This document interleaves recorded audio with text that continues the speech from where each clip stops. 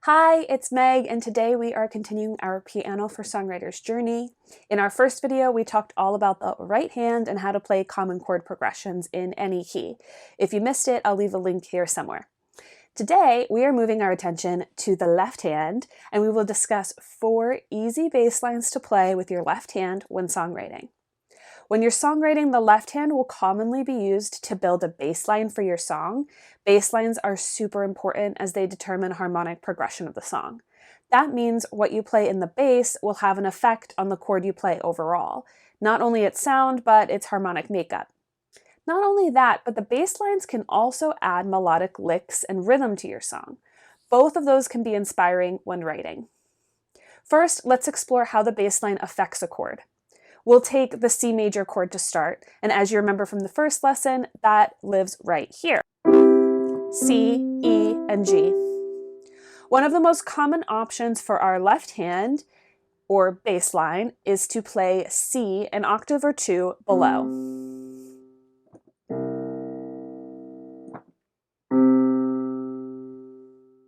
If I do that together, the chord sounds like this. But that is not our only option. We could also play E instead of C. That would sound like this.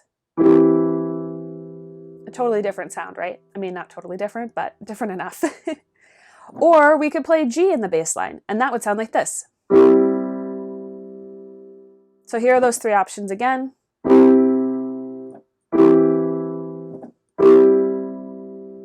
All have a different harmonic makeup. This chord would just be considered a C major chord. This chord would be considered a C/E chord. The /E just indicates that we have E in the bass line. And this would be C/G, indicating that we're going to have G in the bass line instead. Now that you've heard how the bass line can affect the sound of the chord itself, let's talk about some bass line options. Our first 2 types of bass line for the left hand deal with playing notes that the right hand plays, similar to what we just went over. The first one we're going to discuss is octaves. Playing octaves means playing the same note in 2 adjacent positions. For example, octave C in the left hand would look like this: C and C.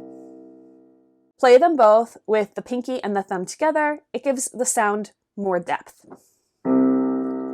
Playing that together with our C chord that we know in our right hand, you get a very full sound. The first octaves we're going to discuss are octave roots. Root refers to the chord name. So the root of a C chord is C. The root of a G chord is G. If we played a 1-5-6-4 progression that we learned in our last video, in C major, we learned that that was C, G, A minor, F. That would mean the right hand would follow those roots exactly. So we'd have C, G, A, F. Together that sounds like this.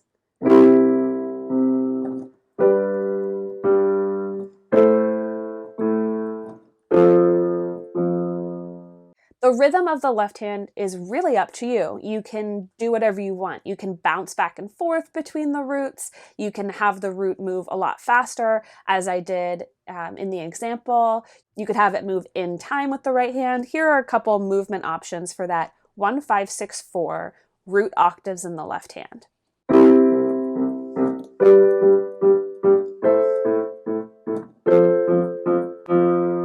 Or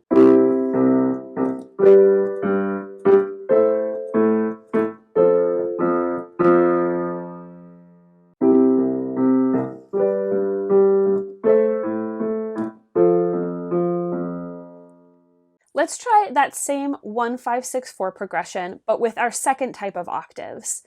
These octaves sometimes play the root and sometimes play another note in the chord. For example, in that 1-5-6 progression, let's say that we have the left hand play root C to start us off, but instead of going to G, let's have it go to D, because when we play a G chord, we have G, B, and D. So we have all 3 of those options. So we're going to move from C, and then we're going to go to D.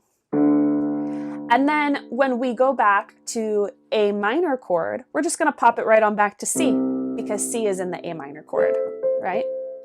When we go to F, we'll pop it to F. We'll go to the root of F. So our left hand, instead of playing C, G, A, F, we're going to play C, D, C, F, but with the same chords in the right hand.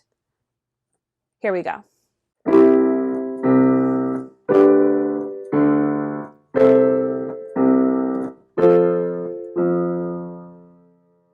You hear how that is different from our original.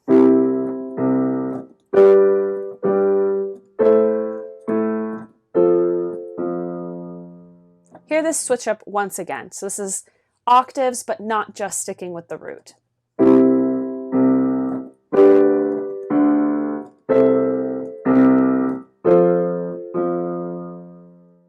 Now we start to get a melodic lick in the left hand. That could be really inspiring when you're writing your songs. Play around with choosing different octaves in the left hand, either following the root positions of your chords in your right hand, or try experimenting with adding different notes that your right hand is playing and not the root. See what inspires you and what you like the sound of. Our second type of bass line is going to be called a root fifth root. In C major, the root is C, as we discussed. The fifth is whatever our pinky plays in the chord, for an easy way to think about it. So that means our bass line is going to bounce between C and G while we play the C note. So with C using the root fifth root, it would sound a little bit something like this. Let's try the full progression of 1, 5, 6, 4 in the key of C that we've been using. That C, G, A minor, F progression, where the left hand is going to play root fifth root on each chord. That sounds like this.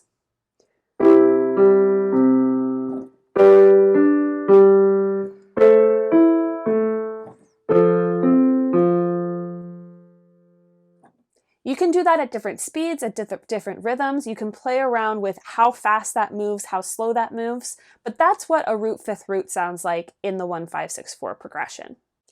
The next two bass lines are going to deal with playing some notes in the left hand that are not taken from the notes that the right hand is playing. The first one we'll discuss is our descending bass line. This is one of my favorites. The bass line can descend by whole step or half step or even other intervals if you'd like. Let's try it with the 1, 5, 6, 4 progression again. We're going to start our left hand on C with that first chord C. And then we're just going to go down by half step. So we're going to play each note that comes below C as I change the chords in the right hand. So that'll sound like this.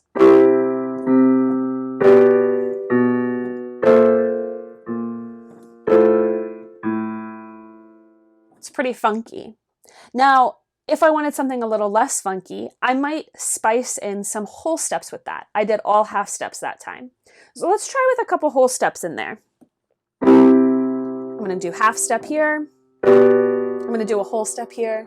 And I'm going to do another whole step. You can play around with that however you like. The descending bass line just means that your left hand is going to hop down bit by bit. And it can be whole steps, half steps, thirds. It could be a mix of all of them. This bass line adds a lot of tension to a song, which is what I love about it. Our last bass line is the easiest of them all. I saved it for last, and it is our pedal tone bass. This means that we stick to one note in the bass line for multiple chords in the right hand. Let's take that same progression we've been working with, and we're going to stick with C in the left hand. In fact, I'm going to play octaves in C just to give a little bit more depth. I'm not going to move my hand at all. It's only going to play C throughout this whole progression. That sounds like this.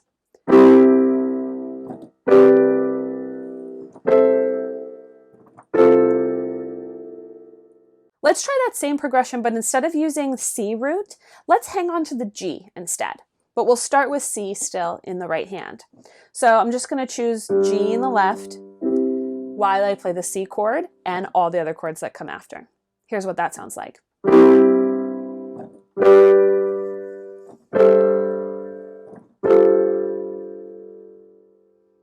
You hear that tension, you hear that spice.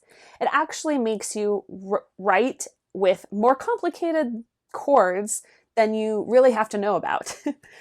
Don't forget, you can mix and match all of these bass lines in the same song. Let's start with the pedal tone, and then I'm going to change to a descending bass line before we go back to the octave roots. In that same 1-5-6-4 progression in the key of C, that would work like this. We're going to do pedal tone on G.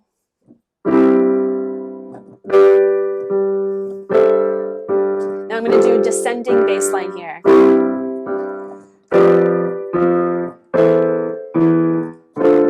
Now I'm going to do roots.